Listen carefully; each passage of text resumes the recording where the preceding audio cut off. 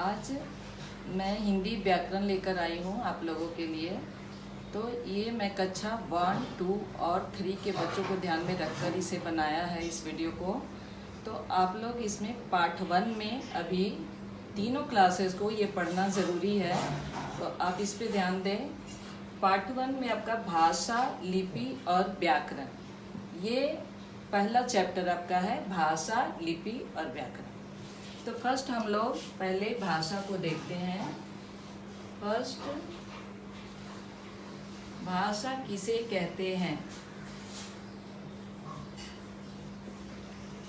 हम अपने मन की बातों को या विचारों को अगर दूसरे पर लिखकर या बोलकर प्रकट करते हैं तो उसे भाषा कहते हैं।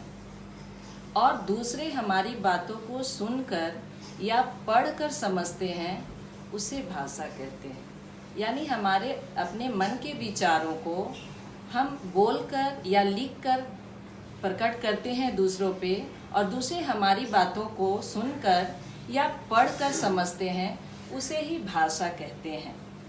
तो भाषा के दो रूप हैं। भाषा के दो रूप हैं, मौखिक और लिखित। नंबर 1 मौखिक भाषा और लिखित भाषा। लिखित, अब इसमें हम लोग मौखिक भाषा का उदाहरण आप बताएं कि क्या क्या हो सकता है। जैसे मैं आपको बोलकर समझाने का प्रयास कर रही हूँ, तो ये मौखिक भाषा के अंतर्गत आता है। अगर कोई नेता मंच पे कोई भाषण कर रहे हैं या टीवी में कोई न्यूज़ बोल रहा है और हम उसे सुनकर समझ रहे हैं, तो ये भाषा का मौखिक रूप है। भाषा का लिखित रूप में ये टीवी न्यूज़ आपका मौखिक रूप है। टीवी न्यूज़ या क्लास टीचर के द्वारा क्लास में आपका पढ़ाना, ये भी मौखिक रूप है। लिखित रूप में आप पत्र लिख सकते हैं किसी को, पत्र लेखन लिखित रूप है। ये भाषा का लिखित रूप है, पत्र लेखन। तो उदाहरण के तौर पे जैसे बुक, किताब जो हम पढ़ते हैं वो पढ़कर समझते हैं, ये भाषा का लिखित रूप है। मौखिक रूप में हम बोल सकते हैं, हम टीवी न्यूज़ देखते हैं, हम नेताओं का मंच पे भाषण देखते हैं या टीचर को क्लास में पढ़ाते देखते हैं, ये भाषा का मौखिक रूप है। लिखित रूप में हम किसी को पत्र लिखकर अपनी विचारों को व्यक्त करते हैं और वो सामने वाला हमारी बातों को पत्र के द्वारा पढ़ करके समझता है, ये भाषा का लिखित रूप है। हम अपना बुक को भी पढ़ते हैं तो वो भी भाषा का लिखित रूप है। तो पत्र पढ़ना, किताब पढ़ना, ये सब आपका भाषा का लिखित रूप है। तो इस प्रकार हम समझते हैं यहाँ पे कि भाषा का दो रूप है, मौखिक और लिखित। ये आपकी बात, मेरी बात आपको समझ में आ गई होगी ऐसा मुझे लग रहा है, लेकिन फिर से एक बार रिपीट करती हूँ।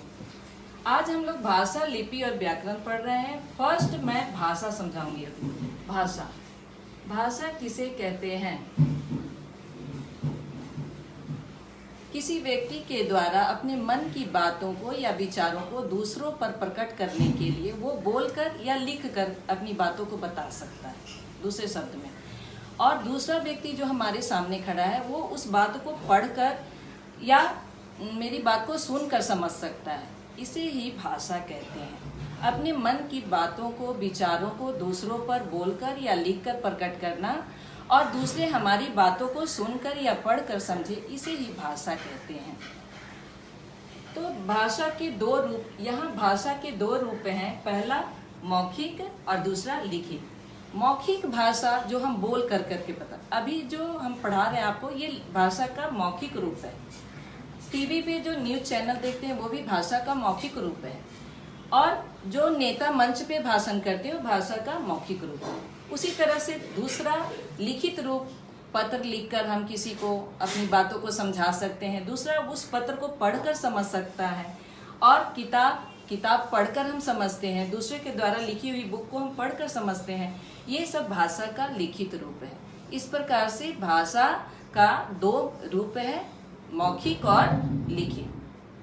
फिर हम आगे बढ़ते हैं, लिपि। लिपि क्या है? तो लिपि, जो भाषा हम लिख रहे हैं उसके चिन्हों को, उसके अंकित चिन्हों को लिपि कहते हैं। तो भाषा के लिखित चिन्हों को लिपि कहा जाता है। जैसा कि आपने देखा, पहले हम लोग भाषा पढ़ चुके हैं, अब हम लोग सेकंड में लिपि में आते हैं। लिपि, लिपि किसे कहते हैं? पहले ये समझना है लिपि किसे कहते हैं। हम अपनी मौखिक भावों को जिस चिन्हों के द्वारा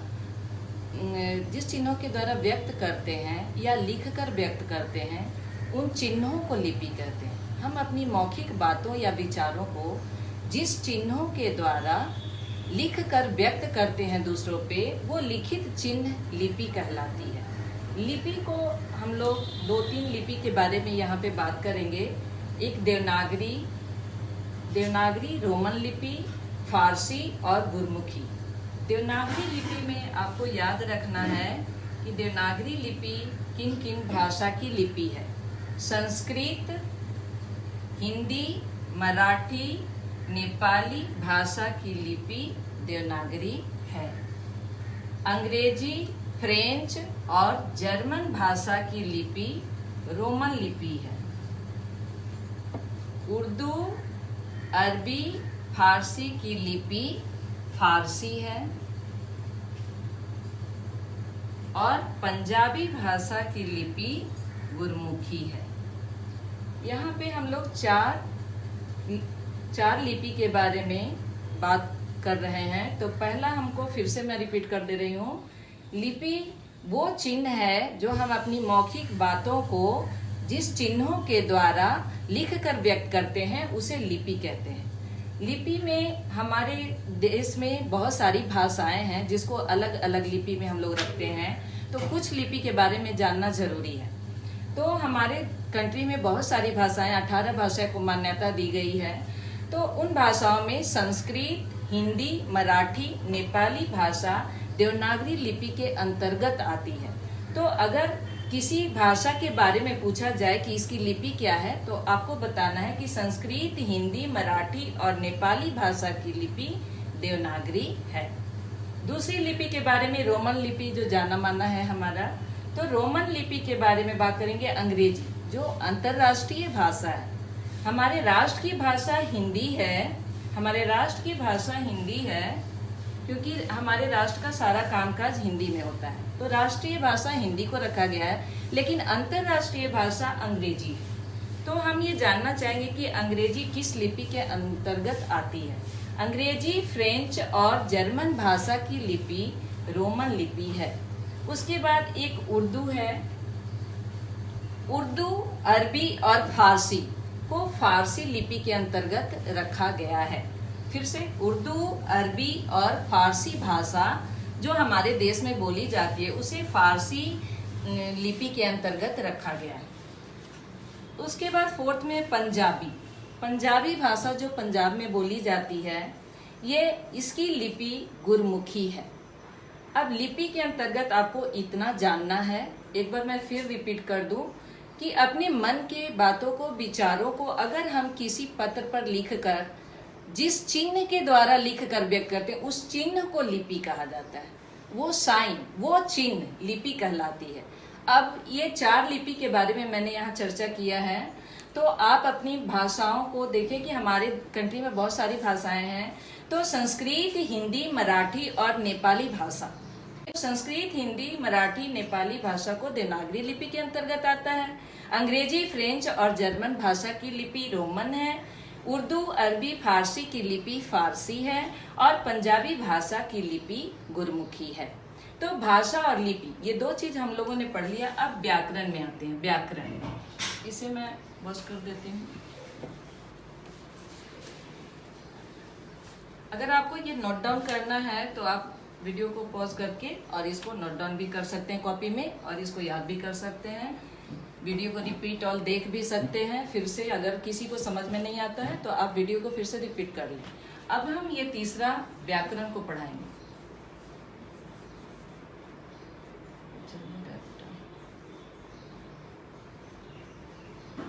व्याकरण, व्याकरण किसे कहते हैं?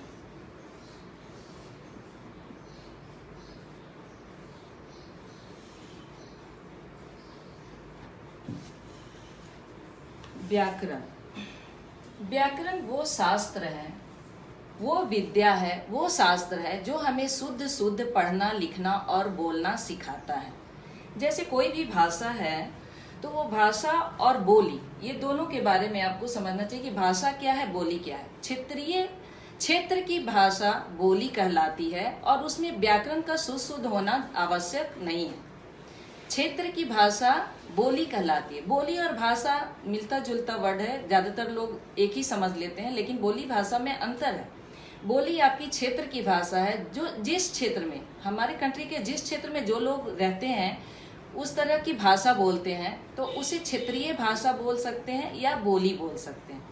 लेकिन भाषा जो है, भाषा जो हिंदी भाषा या संस्कृत भाषा है, ये सब व्याकरण के तहत आता है। मतलब ये शुद्ध शुद्ध साहित्यिक भाषा इसे कह सकते हैं। तो साहित्य की रचना व्याकरण की शुद्धि पर है। अगर शुद्ध शुद्ध जो व्याकरण वो शास्त्र है, वो विधि है, वो ज्ञान है जो हमें शुद्ध शुद्ध पढ़ना लिखना और बोलना सिखाता है। हम शुद्ध शुद्ध व्याकरण की सहायता से ही पढ़ सकते हैं, लिख सकते हैं, बोल सकते हैं। तो बोली और भाषा में अंतर है। बोली क्षेत्रीय भाषा है और भाषा जो हम शुद्ध शुद्ध व्याकरण के द्वारा पढ़ना लिखना और बोलना सीखते हैं वो हमारी भाषा है। तो व्याकरण अभी आपको समझ में आ गया। व्याकरण वो शास्त्र है जो शुद्ध शुद्ध पढ़ना लिखना और बोलना सिखाता है। और हम लोग शुद्ध रूप से किसी भी भाषा को तभी बोल सकते हैं, तभी लिख सकते हैं, तभी पढ़ सकते हैं जब उसके व्याकरण का ज्ञान हमें हो। तो व्याकरण में जब हम आते हैं तो व्याकरण वो रचना है, वो शास्त्र है जो हमें शुद्ध शुद्ध पढ़ना लिखना और बोलना सिखाता है। और बोली वो भाषा है, बोली भी एक भाषा है, लेकिन बोली वो भाषा है जो हम अपने घरों में अपने मम्मी पापा से बोलते हैं। उसमें व्याकरण की शुद्धिकरण आवश्यक नहीं है। उसे हम शुद्ध रूप से बोलने के लिए हम लोग शुद्ध रूप से बोलने के लिए उसको जरूरी नहीं समझा जाता है। जो आपकी अपनी भाषा है उसमें आप अपने घर में बोल सकते हैं, तो वो भाषा बोली कहलाती है। लेकिन व्याकरण की शुद्धिकरण जिसमें हो वो भाषा कहलाती है। तो हमारे देश की, हमारे कंट्री की भाषा हिंदी है और अंतर्राष्ट्रीय भाषा अंग्रेजी है। इंटरनेशनल भाषा जिसको कहते हैं वो अंग्रेजी है। तो इस तरह से भाषा, लिपि और व्याकरण के बारे में आज हमने पढ़ा है। और आपका क्वेश्चन होता है, इसमें आपका HW हमने आज का दिया है कि आप पहला क्वेश्चन लिखें कि भाषा किसे कहते हैं। ये आप खुद से अपने घर में करें कि भाषा किसे कहते हैं।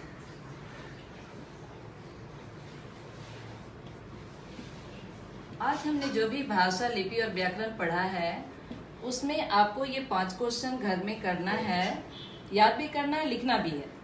तो भाषा किसे कहते हैं। दूसरा हमने पढ़ा लिपि, लिपि किसे कहते हैं।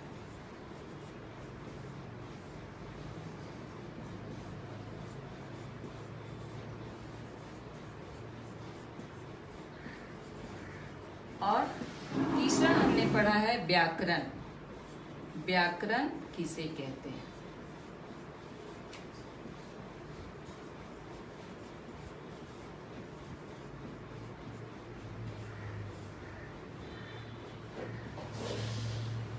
एक क्वेश्चन इसमें और है, भाषा के कितने रूप हैं।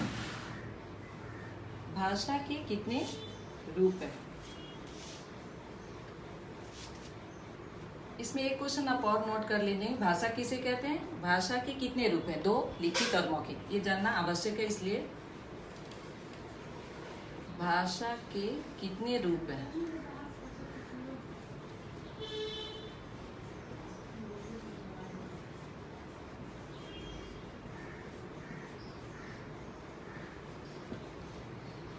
ये लेसन 1 हम लोग का आज हम लोगों ने पढ़ा, भाषा, लिपि, व्याकरण, ये समाप्त होता है।